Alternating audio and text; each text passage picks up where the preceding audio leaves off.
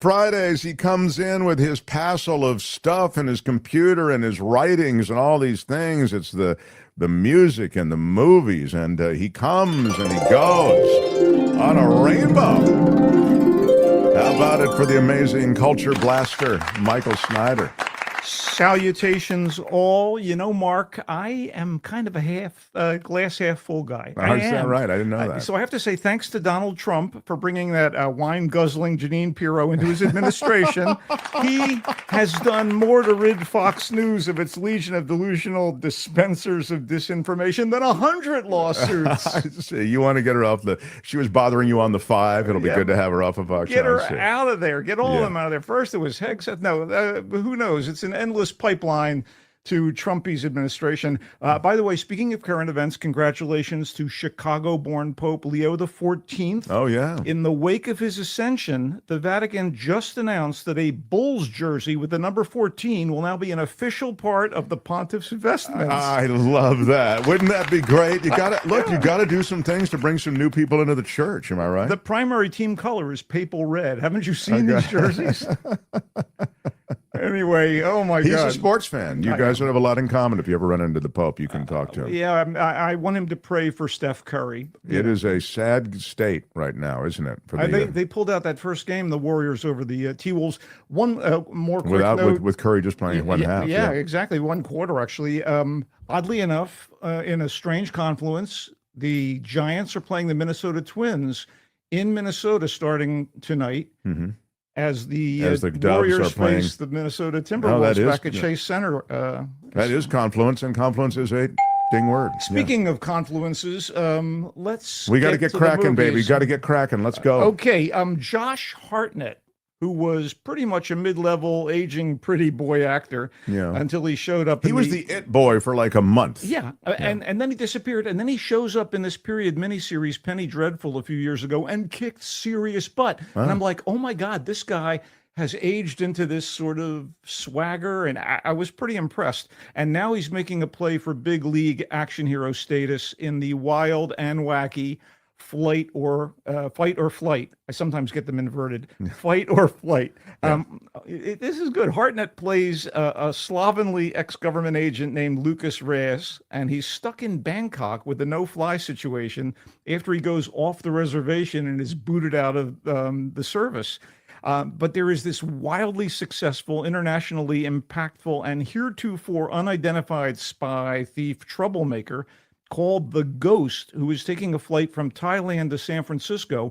And Lucas is told by his former handler and ex-lover, I might add, played by Katie Sackhoff, that his record will be clean and he'll be welcome back to the U.S. if he can get on that airplane and ID and capture the Ghost. The only problem is that the flight is now filled with a coterie of vicious assassins who want to earn this massive bounty put on both the Ghost and Lucas, which means John Wick-style mayhem at 37,000 feet. We're talking shooting, stabbings.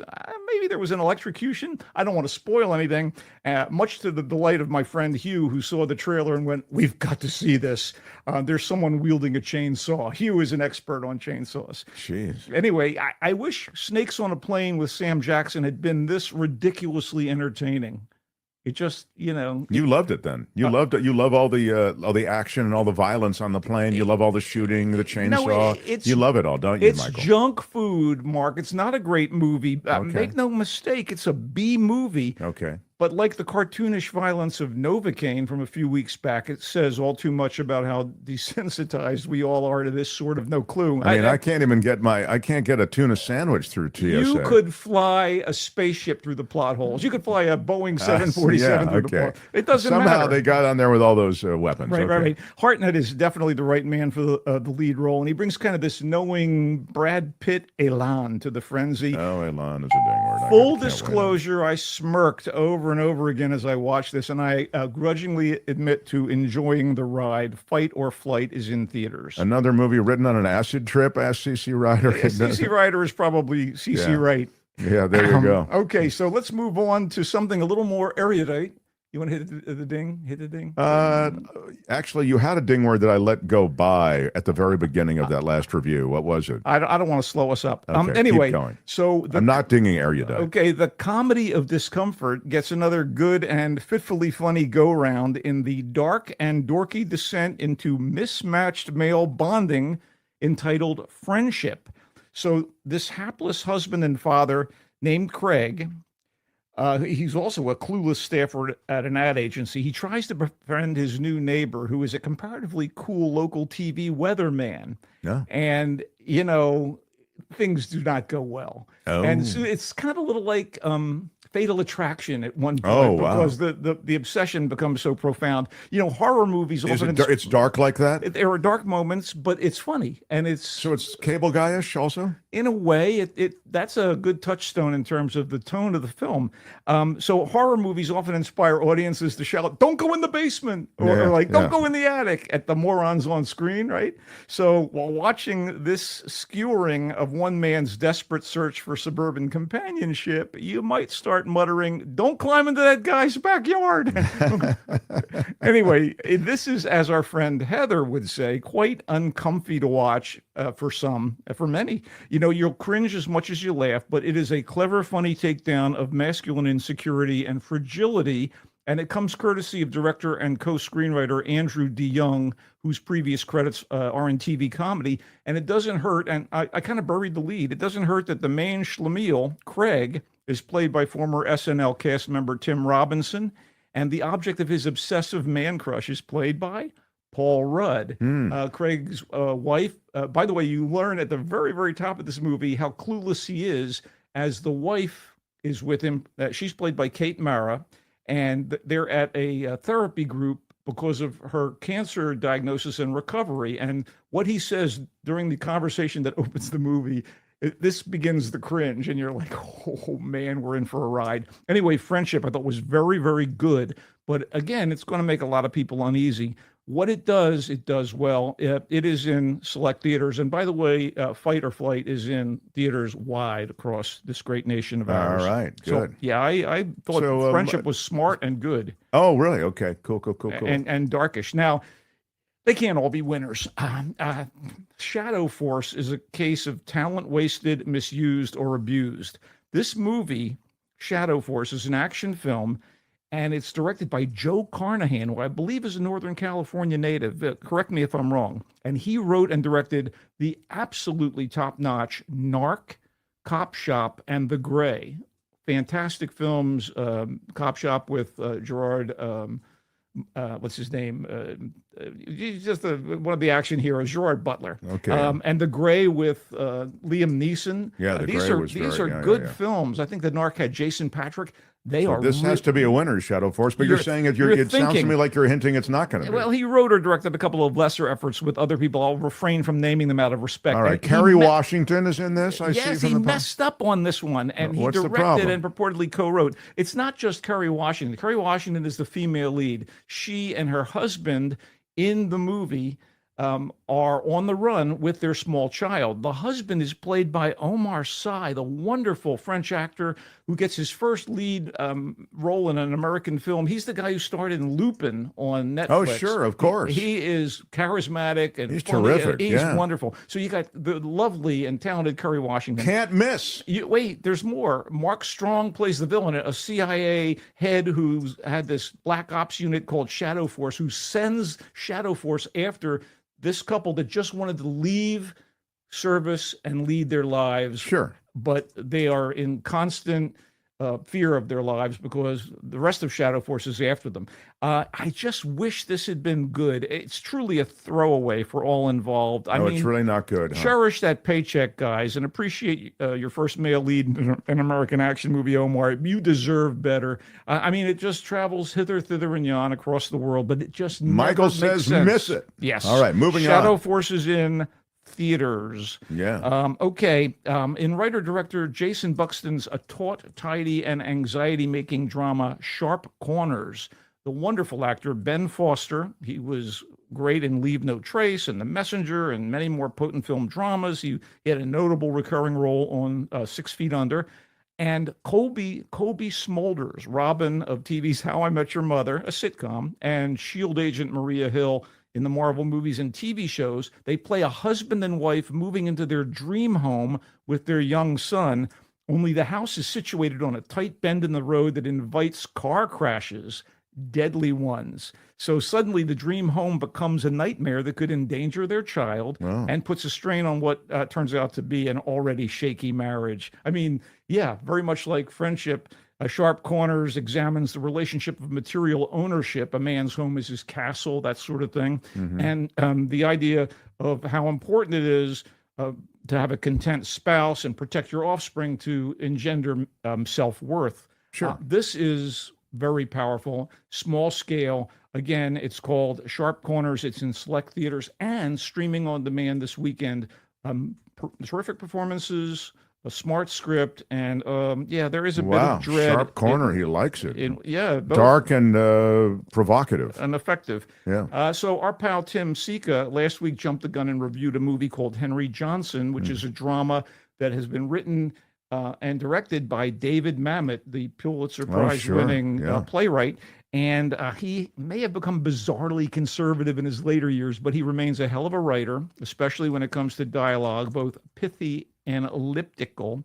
And Henry Johnson is a character study broken into essentially 3 acts, and it's very strange in that regard. The first act is stunningly good with a subtly menacing performance by the character actor Chris Bauer as the head of a law firm, and Evan Jonigate as the title character Henry Johnson, who is a junior member of the firm on the hot seat for his efforts on behalf of a questionable and manipulative acquaintance. And boy, the punchline of that first act is fantastic.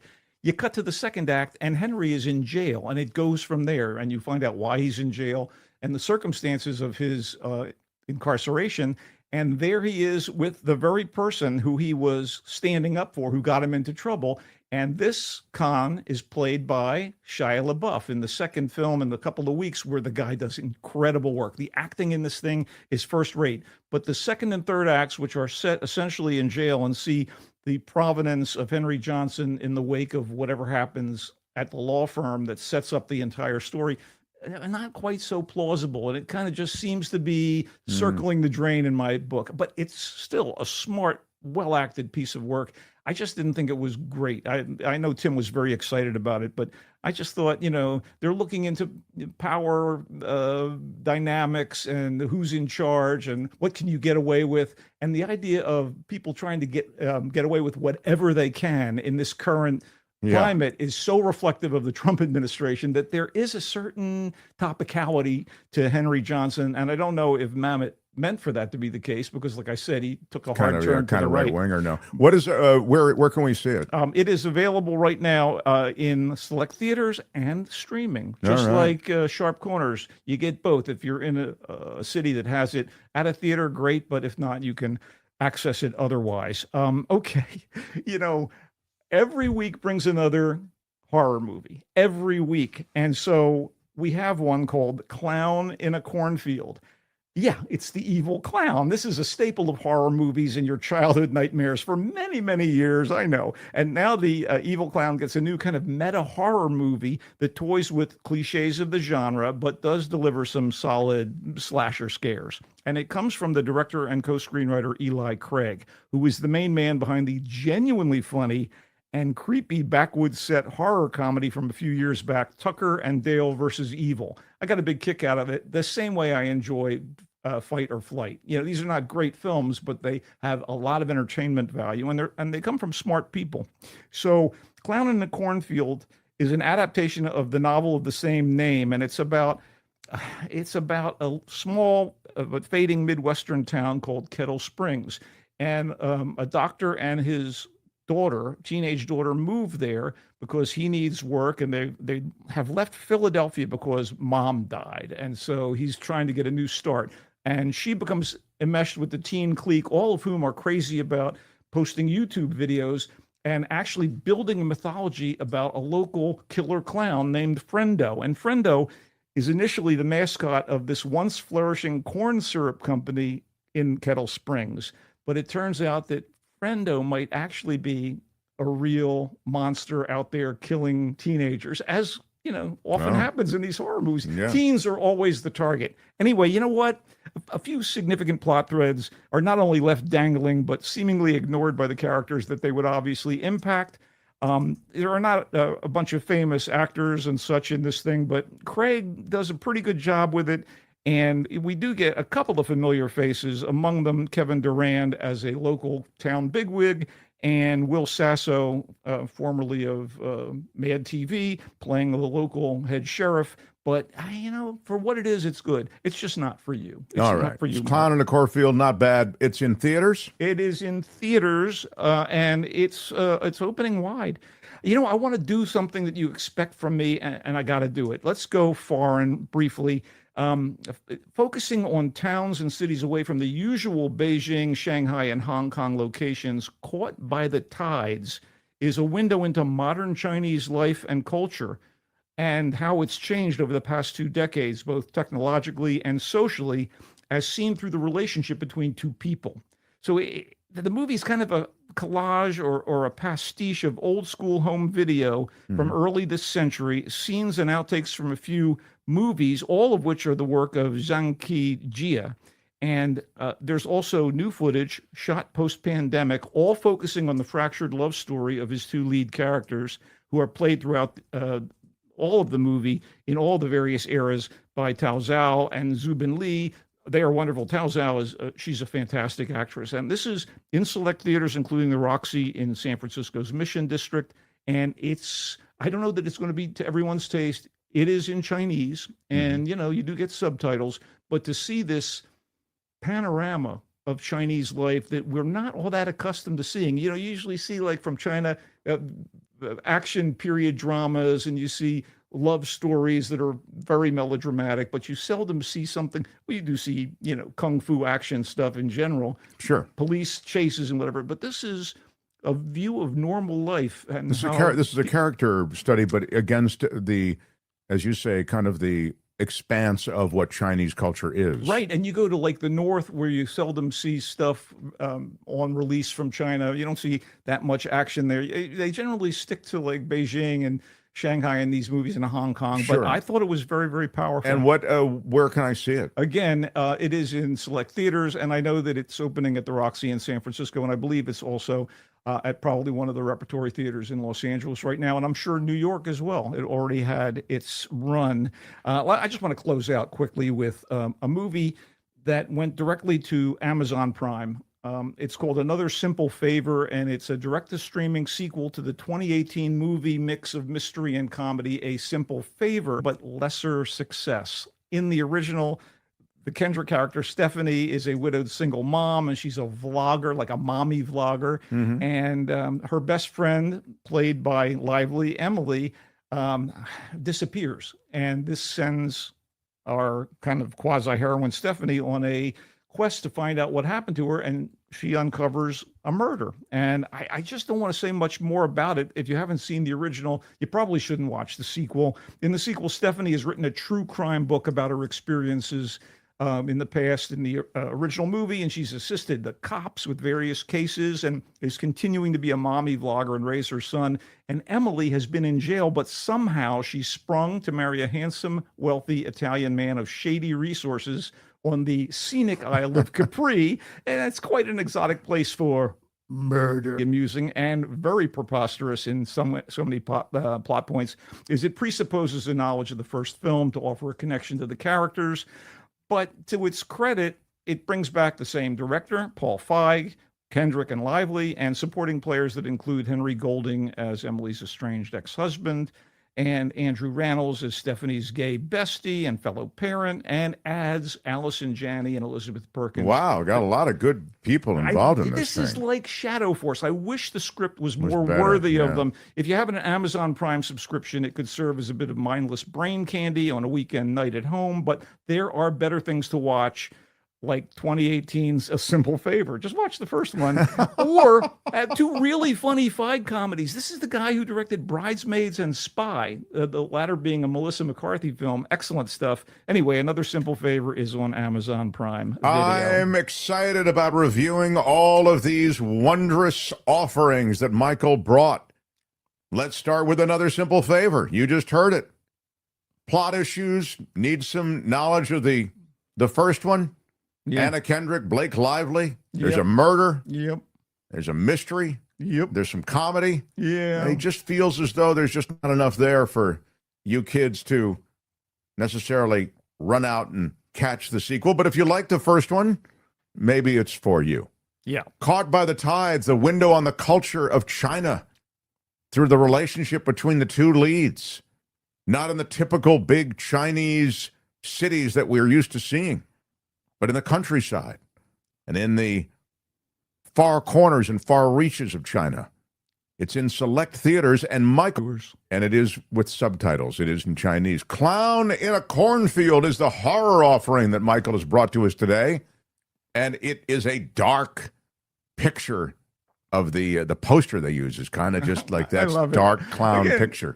Hugh Brown saw that the clown was carrying a chainsaw, and he went, "I'm in." I don't know what it is about him and chainsaws. Clown in a Cornfield is horror. And teens funny. are being offed. And funny, it plays with cliche. And it is in theaters. Henry Johnson is the David Mamet offering.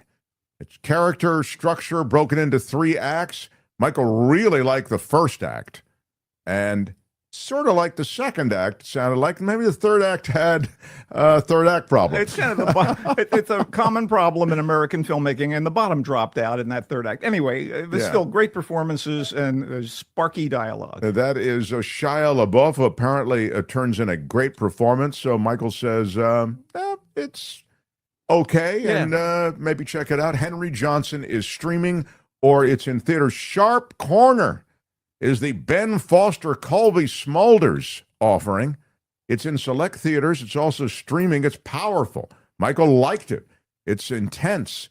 It's a kind of sounded to me like it's like a potboiler kind of movie, sort of. In a way, as this guy gets more and more obsessed with the potential for accidents, since they've already occurred on his property and right next to his property. Shadow Force. That was Sharp Corner again. Shadow Force is the action film.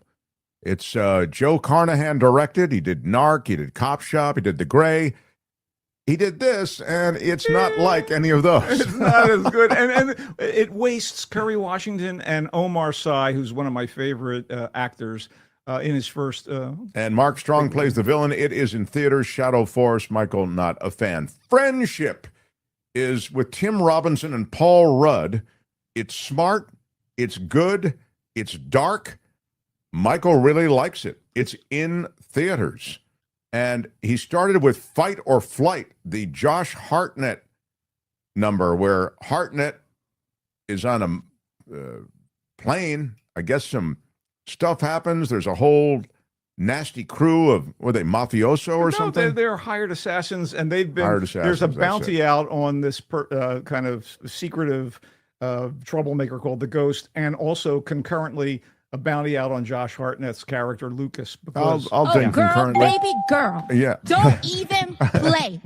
It is, don't you hate it when you get on a flight and there's a paid assassin on board? No, not just one paid assassin. They do this to me all the time. I don't know what the hell they do it for. Exactly. What is going on?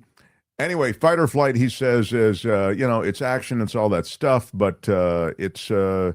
I guess it's popcornish, but it's great fun. But again, crazy, gory violence. So, for instance, Kim, don't go see Fight or Flight. No, of course not. It's not even in the hunt for Kim.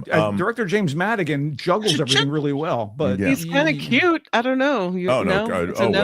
Josh Hartnett is super cute. Yeah. But no. Well, Kim, I'm surprised that you're so superficial. No, I would not take you to this, and I would go and say, woohoo, but you would go like, please let me out of here. Okay. Okay. Thank you for thinking of me. Wow, Michael, you got a lot in. I'm very impressed this week with the work you've done to bring a little daylight to the world of entertainment. My Thank pleasure. you. My pleasure. We'll come back next week. I hope from remote. I think I'll be in Seattle, but I'm going to probably try to talk about the second season of Poker Face with Natasha Lyonne that just started up. There's so much to do and so much to enjoy and so much to avoid. I got good luck to the Dubs and Giants and Michael, who comes and goes on a rainbow. Bye-bye, Michael Snyder. So long, everybody. Have a great weekend. I'm excited that we had a very productive visit with our wonderful The Michael. Mark Thompson Show, yeah. By the way, Michael Snyder, you can read his stuff. TheVoiceSF.org is where you can see more of his wondrous musings.